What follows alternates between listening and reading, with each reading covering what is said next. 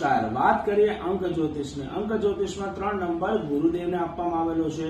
જેમની જન્મ તારીખ 3, 12, 21 કે 30 છે એમનો મૂલાંક 3 થતો હોય છે.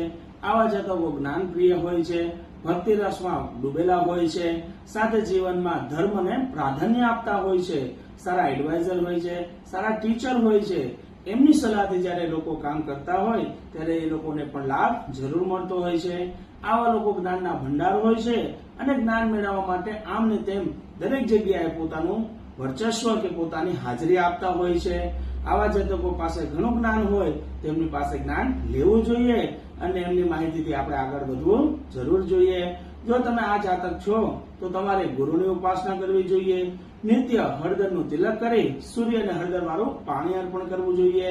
આવું કામ કરવાથી તમને લાભ જરૂર મળશે. માહિતી નાની છે પણ લાભ જરૂર થશે. કોમેન્ટમાં મહાદેવ લખવાનું ભૂલતા